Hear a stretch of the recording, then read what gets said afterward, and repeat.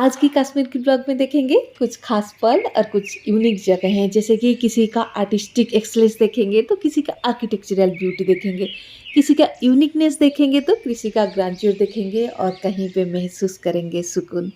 तो देर किस बात की, चलिए देखते हैं। आज तो मुझे आपको 5-5 जगह दिखाना है और इसमें से एक जगह ऐसे है जिसमें 3 और भी जगह है, जैसे कि मखदूम साहिब। ये जो पहले जा रहे हैं ना, यहाँ पर एक फोर्ट है, एक मस्क भी है, एक श्राइन भी है। कश्मीर में बहुत सारा पहाड़ी तो है ही, पर ये जो पहाड़ी के नॉर्दर्न साइड में हम चढ़ रहे थे ना, पहले हमारा जो ध्यान आकर्षित किया ना, वो था एक पुराना सा फोर्ट और उसके अंदर जब गए एक पुराना सा मस्क।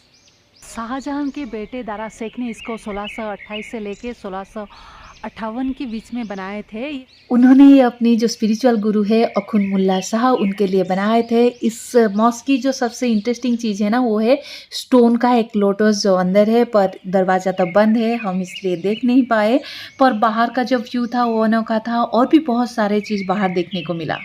इसके सामने एक छोटा सा पॉन्ड भी है, अभी तो सूखा है। अफगान आर्किटेक्चर स्टाइल में बनाया गया है। ये जो फोर्ट पीछे दिख रहा है ना, इसका नींव 1590 में मुगल सम्राट अकबर ने रखा था। इनका ये सपना था कि एक नया शहर बनाने का, जहाँ पर कश्मीर लोगों के सर्वाइवल के लिए कुछ किया जा सके, जिसका नाम उन्होंने सोचा था नागे नगर। पर उनका सपना कभी पूरा नहीं हुआ था। इन्होंने सिर्फ इसका बाहर की दीवार ही बनवा पाए थे। 1808 में अफगान गवर्नर अत्ता मोहम्मद खान ने इस फोर्ट को पुनः बनवाया। उस समय के रूलर थे शुजा शाह दुरानी। फिर एक मेजर डिफेंसिव स्ट्रक्चर बन गया। इसको लेकर बहुत सारा मतांतर है, पर मैं ये बता रही हूँ सारी चीज़ें थोड़ा थोड़ा सा, क्योंकि अगर आप स्लो ट्रैवल कर रहे हैं, लोकल जगह को जा रहे हैं ना, तो अपनी जर्नी को, अपनी एक्सपीरियंस को इसके साथ आप जुड़ पाए। जब हम गए थे ये जगह पूरा सुनसान था, तो बहुत वक्त बिताया, अच्छा लग रहा था, सुकून महसूस हो रहा था। और ये जो पुराने आर्किटेक्चर है ना, वो मुझे बहुत ही पसंद है। ये सब तो है जो हमें हमारे अतीत के साथ जुड़ते हैं। हमारा जो कला है वो कितना समृद्ध था, ये हमें बताते हैं। यहाँ से निकलेंगे तो आपको मखदूम साहिब श्राइन जाने के लिए सीढ़ियाँ देखने को मिलेगा। ऊपर आपको बहुत सारे चिड़ियाँ भी देखने को मिलेंगे और इनके लिए जो खाने के सामान है ना, वो नीचे जो बहुत सारे दुकानें दिख रहा था जहाँ पर प्रसाद भी मिलता है, वहाँ पर आपको मिल जाएगा। ये जो श्राइन है ना, वो एक सूफी संत है, हजरत सुल्तान सईद मखदूम साहिब, वो उन्हीं को डेडिकेटेड है। इनकी टीचिंग जो है वो बहुत सारे लोगों की ज़िंदगी बदल दी है। इसको मखदूम साहिब श्राइन के नाम के जाना जाता है। ये बाहर की जगह आप देख रहे हैं, अंदर ये जो वुडन कार्विंग है वो तो कश्मीरी कला का निदर्शन है। कितना यूनिक है, देखिए, बहुत सुंदर है। इस श्राइन पे जो इनर चैम्बर है ना, वहाँ पे लेडीज अलाउड नहीं है और उस साइड में फोटो भी अलाउड नहीं था, इसलिए मैं आपको फोटो नहीं दिखा पा रही हूँ। पर वहाँ पे एक जगह है ना, जहाँ पर आप कोई भी अगर मन्नत मांगते हैं वो पूरा हो जाता है, ऐसे लोगों का मानना है। और ये बाहर जो आप पॉन्ड जैसा दिख रहा है ना, यहाँ पर लोग विश्वास करते हैं कि कोई बच्चा अगर बात नहीं कर पाए, मतलब कभी कभी देर हो जाती है ना बात करने में, तो फिर उनका लिए सिल्वर का जीव बना के यहाँ पर पानी में डालते हैं, तो वो बात करना शुरू कर देते हैं। ऐसे बहुत सारे अनोखे कहानी होते हैं एक जगह पे, जो हमें बांध के रखते हैं, उस याद को ताज़ा रखते हैं। तो चलिए अब चलते हैं शाही हमदान मॉस्क पर, जहाँ पर आपको कश्मीर कला का आर्टिस्टिक एक्सलेंस देखने को मिलेगा। एक डेडिकेटेड है सूफी सेंट मीर सईद अली हमदान को। आज जो भी कश्मीर कला के लिए हम दुनिया भर में गर्व करते हैं ना, उन्होंने ही इस कला को कश्मीर में लाए थे अरब से। कहा जाता है कि वो अपने साथ 700 से ज़्यादा मास्टर क्राफ्ट्समैन लेके आए थे। कारपेट हो या कानी वीविंग, वुडन कार्विंग हो या फिर पेपर मासी, ये सब कलाएं के पीछे ना इन्हीं का ही हाथ है। तो इनके लिए डेडिकेटेड प्लेस जो है वो तो स्पेशल होगा ही, आर्टिस्टिक होगा ही। आर्टिस्टिक के साथ साथ यहाँ का नेचर भी बहुत अच्छा है। चिड़िया तो देख ही रहे हैं और पीछे झेलम की रिवर है। झेलम की एक तरफ 1395 में बनाया गया था शाही हमदान है, तो दूसरी तरफ है पत्थर मस्जिद। और ये पूरा वाइट पत्थर से बनाया गया है, बहुत सुंदर दिख रहा है, बहुत पुराना है। ऐसे ही है, खाली है, कोई भी नहीं है इधर। ये जो पीछे भी घर दिख रहा है, ये शायद वही पुराने टाइम का ही होगा। बहुत ख़राब हो गया है कंडीशन। ये जो वाल है ना, इसका भी आर्किटेक्चर अच्छा है, दिख रहा है। चलिए देखते हैं। ये जगह बहुत ही पीसफुल है और इस जगह में ना बहुत सारे यूनिकनेस है। यह है पत्थर मस्जिद, जिसको क्वीन नूरजहां ने 1623 एडी में बनाया गया था। ये पत्थर में बना है, इसमें बहुत सारे आर्ट्स है और अंदर ना लोटस पेटल्स बनाया गया है। और बाहर का जो दीवार है ना, उसमें भी आर्ट का डिजाइन है और ये ईंट से बनाया गया है। पर बहुत कम लोगों को ये पता है कि ये मस्जिद मुग़ल आर्किटेक्चर को फ़ॉलो नहीं करती। सरप्राइज़ है ना? हाँ, ये मस्जिद सेंट्रल एशियन आर्किटेक्चर स्टाइल को रिप्रेजेंट करती है, जो कि कश्मीर के काफ़ी रेयर है।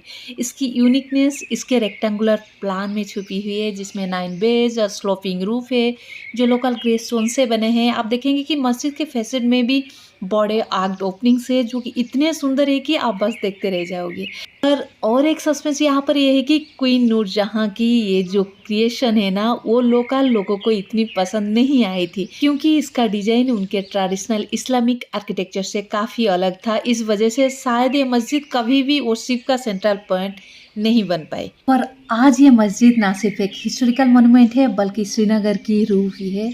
यहाँ आकर आपको पुरानी कश्मीर की तेज़ाब और उसका वार्म हॉस्पिटैलिटी महसूस होगा।